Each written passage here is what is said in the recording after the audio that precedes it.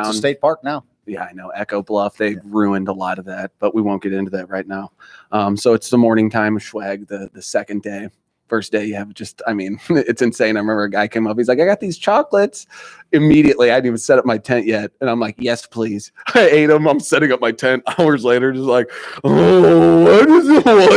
should have set up my tent first. Make sure you set up camp first. He took me around later to see if like the chocolates were real. This wasn't just chocolate, was it? No. And it wasn't just a Hershey Kiss. Like, hey, I have one. Why don't you have one? Friend told me there's some psilocybin in it. And he took me around. I was like, yeah, I'll walk around with you. And people would say, are these real, man? Are these legit? And he'd be like, look at this guy. And I'm like, you were a walking billboard. You were a selling point. I was. So that day, it was great. Can you argue with the results? The first time I understood tie-dye, we walked over a field. I heard the music, and then we walked down this hill, and everyone was wearing tie-dye. And I was like, that's why all of them wear it. Oh, that's awesome.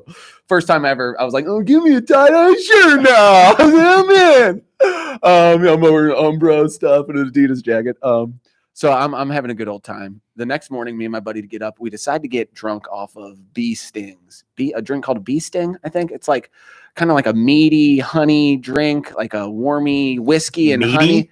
Mead. We put a little meat in there. You don't put meat in your drink in the morning? It's stupid. It's got a hearty mouth feel. So we're drinking that. We're going hard at like 9 a.m. It's funny because around noon we're smashed at this point. Me and my buddy Willie, we're hammered, and everyone starts partaking in the parties and the festival atmosphere. And here comes a butterfly, and we're all kind of like, well, and I'm wasted. Kind of watch these people.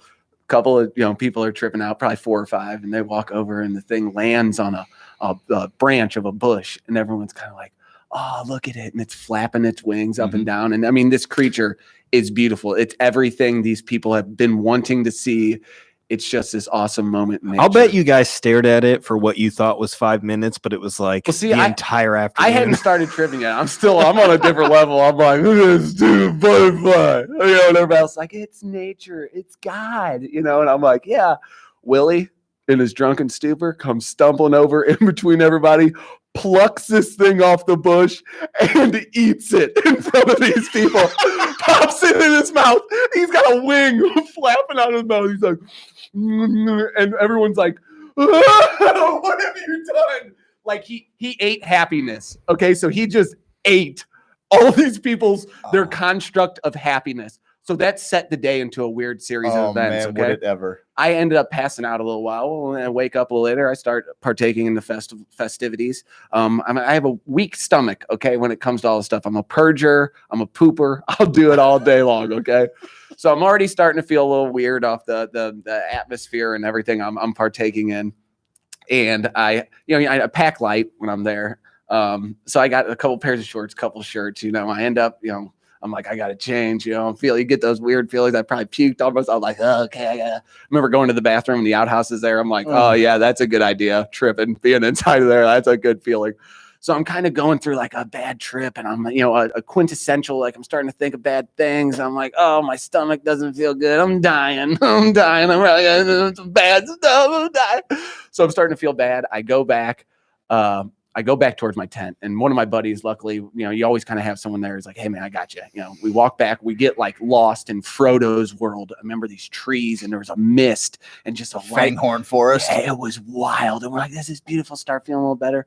Get back to camp. I'm puking. I'm like, oh, I gotta poop. Well, I'm like, I'm not pooping back in those porta potties. I am not going back in there. So I'm like, I'm just gonna walk into the woods. I'm just gonna go for it. I grab a thing of toilet paper, and now I'm just in white Umbro shorts, just clear, no underwear. It's like if you catch me at the right angle, you get a show. Yeah. So I'm walking around these, and I'm trying to be like secluded and away from everybody. I'm just like, oh, I'm a toad from the primordial ooze. Just let me go poop in peace. So I trudge through the woods, and I'm like, okay, I think thank you. I think I'm in a safe place. Drop trout, and I'm sitting there, and I mean, these are reflective white shorts. I see 2 headlights coming from like ahead of me, but they're going parallel with me, so they're not pointing at me. And I'm like, oh man, there's a road over there. You're tripped out. These lights are like bright as can be in the darkness, and I'm like, I'm away from everything. How far did I walk? oh my God, I'm on property or something. Starts coming. It makes a left turn right at me. It's coming right at me. The lights are just shining. I realize that I've just walked like a little bit further into a different campsite, and this is where all these camp spots are. And they're driving, and there's campsites set up, and I'm just like, I'm about 8 foot into the brush from where this guy's gonna turn, and they just keep coming up. I'm just And you staring have at him. reflective shorts. Yeah, on. and I'm just staring at him. I'm sure all I could see is these pants around my ankles while I'm leaned up against a tree, just battling my inner demons. Okay, these are the brightest lights I've ever seen in my life. I'm like, this is no good. This is no good at all. So I get back to my tent. I'm like, oh, I got to do something about this. I get back to my tent. I see bugs crawling all over my tent, ants, and I'm like, oh, I'm great. I'm in a meth haze, when they're like, hey, The bugs are everywhere. Meth, go meth. Remember that commercial? And she's like, I clean the house 7 times a day. Get the needles out of my face. Remember they had that song? Oh yeah. Yeah. The girl, she was cleaning the house. Yes. And it's all bugs and all Scrubbing. that stuff. So I'm like, oh, I'm tripping out. So I stick my head out of the tent. I zip up everything. I just have these probably poopy shorts at this point on. I'm laying in my tent and my head is out. Did you accidentally poop back into the shorts? Probably. I had It done, happens. I Man. did the thing. I did that at a school dance in the exact same situation. White Umbro That's shorts. next week's story. That's a bad. I need to stop doing that. So Umbros. So my head's out Remember with Umbros? no color. They were white on white. They were tight. So I'm like, okay. My head's out of the tent, and everybody comes back from like the festival part because we were camping with a bunch of people. And my dumb buddy, his little brother, comes up. I am, mind you, I've been dry heaving just out the side of this tent for the last half an hour, just like, Oh, that's worse. oh, my parents are probably pretty disappointed in me right now. Oh, I don't know if I'm ever gonna find love. I'm in a bad place, right? And when my buddy comes up, his little brother, he's like, "Hey, man, what's up? How's it going?" And he's like, giving me a high five, like I sees me on the street, and I'm looking at this dude, and I reach my hand out of the tent on my head, and I'm like, "Going pretty good, man." I'm just looking at myself like, you liar. Yeah, You are going such a terrible liar. right now. And you should see that right now. You are asking me that? This is the worst point ever. So I end up going through just a hellacious night. I end up seeing Will at like 3 a.m. We're like the last two awake now after this day of just debauchery. He's like, his stomach is like Winnie the Pooh, like it's barely covered. He's just been gorging on butterflies all day. He's like, I got a thirst for him now. That sweet nectar. So, well, I was lost. I went to the drum circle to find my friends. I grab a drum and I'm just kind of patting it, looking for my friends across the circle. Everyone's like, "You okay?" I'm like, "I've had a day. I've had a day." It's been a long day. Yeah. So then I'm like, I'm never going to find my friends. They're not at camp anymore. Like, I guess they're hanging out at some other campsite, whatever. I'm not in any state to go look for them. I'm walking down this trail and I hear, "Steve," like from the back. "Steve," and it's Will. So then we sit together and we're like, okay, yeah, what did I? It was crazy. Next day I find out that my tent, I put it on an anthill. So the bugs, that was a real deal, which I was like, whew, thank you very much. But what I'm getting at is the bad trip. I am always having a series during my trip where I'm like, this is bad news, baby. But I've learned throughout the years that that's not necessarily a bad thing. And like when I'm purging, I do feel like I have cleaned everything out of there. Like your body will go, and it's pushing everything out. And you're like, no. And I put a lot of that guilt on myself, obviously Catholic guilt or whatever. And you think your parents are like, stay off drugs, and I'm like, I'm on all the drugs right now. Like, and you do have your ups and downs, but how'd you feel the next day? I felt phenomenal. Yeah, I think phenomenal. Well, I think that's perfect where you were going, because I find myself craving bad trips because I don't have them. I know. I don't have them. That's crazy to me. And at the same time, like there's part of me that's like, don't you tempt the fates. Don't do that. Don't sit there and tell them that they never show you anything scary, because you're going to have your whole existence ripped to shreds. But at the same time, like every transcendent experience that I've had, most spiritual experience, typically was coupled with the harder it was to get through, the more profound it was on the backside. Yeah. And so I find myself craving it. It's so silly. We talk about how like you take a lot of these substances and there's an ego death attached to it. Yeah. And possibly the most egomaniacal thing that you can do is envy somebody after having gone through all of that. And sometimes I find myself sitting in the circle. I always enjoy myself. Like that's not, but I do. I'm like kind of a little envious. I didn't get that awesome person everybody else had. Yeah. That's a weird thing to be wanting to wish for, baby. I've certainly had bad goes, rough goes. But man, all of them typically made for better tomorrows. It's almost like an S&M scenario. For sure. Yeah. You crave it. You crave the pain. You can't really explain it. You crave the pain. But I like the look on Steven's face. He's like, yeah, you do. There's a measure of there's a measure of evolution after having gone through that. But you've never had to experience it in all your years. No. I have. And certainly. You still crave it. I certainly. Oh yeah. Because if I take any of your hippie LSD acid stuff, I'm in bat country, and I think that's a personality thing. Yeah. I'm just. Yeah. No, I'm just kidding. I had a great time. It's been several years. I see the statute of limitations is up. And, it brings me to the next point, which is, obviously I realize intention is such a huge deal now. And your environment. Man. That setting is so important. Dude, that same deal at Schwag, we were, partaking in the festivities, and we had found this was a different year, and we had found this little spot that was secluded. Well, a guy and his gal decided they were going to go down traverse this same little road and come down next to us. So we're like, okay. So me and my buddy are sitting there at about 1 a.m. And this dude, he looks like your worst nightmare in prison. Like, You're like, oh no, this guy is part, like, not to judge him, but I'm like, this guy looks like a white supremacist, like just on a bad day. And I'm like, oh man, I'm Greek. I don't know what to do. Do white supremacists have good days? Yeah, just a good day. Great day for white supremacy. I'm sure it's all subjective, right? I'm sure they have good days. My coffee place is giving away free coffees this morning. Having a pretty good day, guys. Still hate people that don't look like me, but I got a free coffee. Gotta say it's a good day. White chocolate coffee.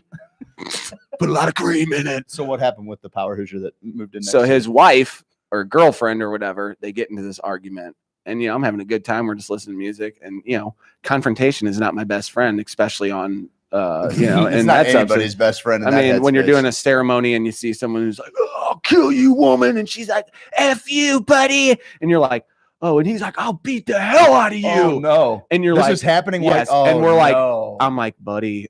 We're the two weakest of our tribe. I'm built for speed. He's built for comedy. I'm like, we need one of the warriors. They're out in the drum circle right now. Like, Jesus Lord, why did they leave us here at camp? Yeah.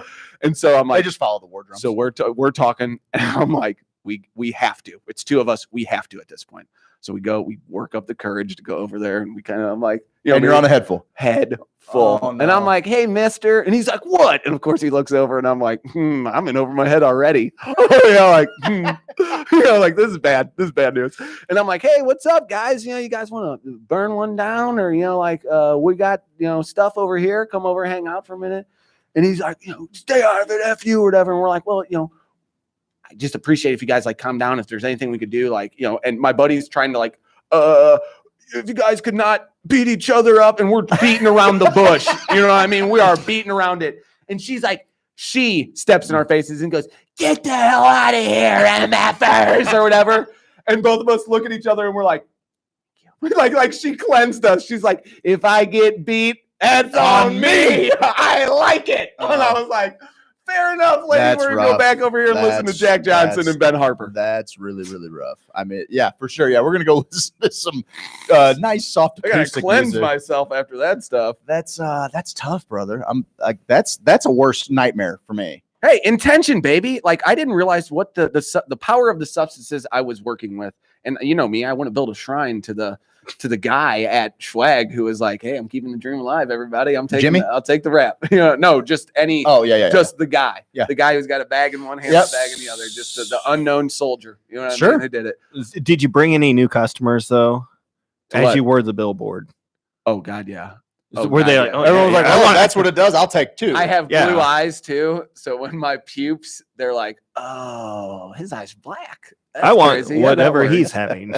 Well, that also in high school, I used to carry around one beer, and everyone would be like, you, my friend, are wasted. And I love you. And I'd be like, yes, that's exactly what I am. I'm wasted. I am hammered right now. That's tough for me. I definitely, Be careful what you wish for. Avoid going There's out. a cloud with a vein and it's bleeding on me. I avoid going out in heavily populated spaces of people that I don't know. In that headspace I would not recommend that to anybody. You might come out with a crazy story out of the deal, but there were some crazy times at Schwag. Like, whoo! There was a fight between a guy who had one leg and I thought this was supposed to cook. bring people together and everyone's supposed to love each other. Oh, well, get this. At the end of this, sweet music. Okay, so this guy has a jams. knife, and the guy who's cooking rice, and a guy who's on crutches with one leg is screaming at him because the rice was terrible or whatever, and he throws act like he was going to throw the knife, but rice came off, and we were like, "Whoa!" We thought he threw the knife at him,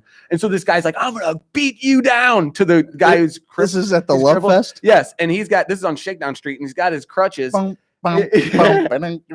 Shakedown Street. Yeah, and so he's got his Grateful Dead crutches. song. He's got his crutches. He's like, he throws them down. I'm like, why? Why are you doing So that? now he's hopping. So now he's hopping. He's like, let's bring it. Like he's been waiting to fight somebody just to prove like this don't mean nothing. I'll still jujitsu somebody. Like, so crutches are a crutch. He comes around. The cook comes around the tent and they're face to face. Some chick in a panda mask comes up, Why not? takes her top off, just a beautiful body, panda mask. Black hair. I'll never forget it. She comes up, shows her boobs.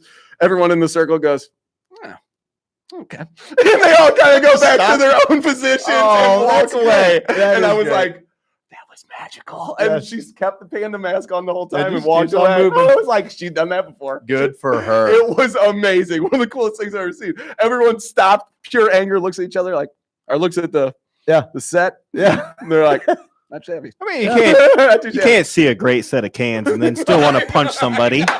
It's true. It's actually true. The world peace we're discussing. Well, they teach that in psychology at a university level. All of this ties in pretty nicely to some big news that happened today with a former guest that was on the show, Kevin from Denver for Psilocybin, which is now decriminalized Denver. This was posted throughout the news on the Denver Elections Twitter page today. After reviewing signatures submitted by the Denver Psilocybin Mushroom Decriminalization Initiative, it has been determined that they submitted a sufficient number of valid signatures, and the question will appear on the May 7th, 2019 municipal election ballot. So Woo, Denver baby. will be voting to decriminalize. Oregon's getting a lot of play talking about how they may be, decriminalizing psilocybin. For whatever reason, Denver's kind of flying under the radar a little bit, but I think Denver's further along in this. We had Kevin on, I think it was back in that's August. just Denver? That won't be Colorado? I believe it. Yes, it's just Denver. It just decriminalizes the possession. I believe it allows for growth, propagation. So it's a lot of people pooping in the woods. No, it's a big step in the right direction for anti-prohibitionism. It's a big step in the right direction for people to just kind of release the stigma. We can talk about how, it's actually going, MAPS is really far along in their psilocybin studies as far as treating depression. What were some of the numbers they threw out there? There were 90% of the people that took psilocybin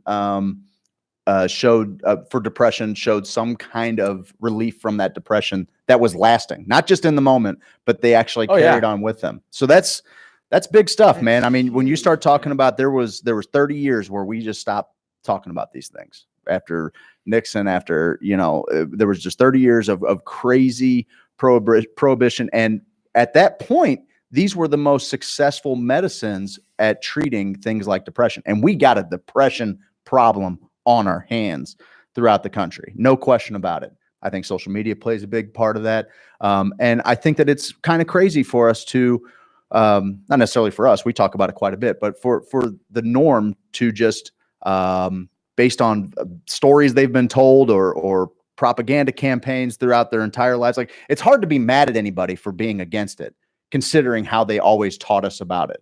But I do have, you can't get rid of that overnight. You do, like, you do deprogram people in 10 minutes of talking. Like they listen to our show. 2 hours of talking. There's streaming pics. There is something to be said for, as you get older, you have to start seeking perspective of different things and asking what are we actually going to do about it? We have tried the pharmaceutical route. We have dumped all kinds of billions, hundreds of billions, trillions of dollars into different pharmaceuticals and pumping them. And then all of a sudden you got pharmaceuticals treating the side effects of other pharmaceuticals.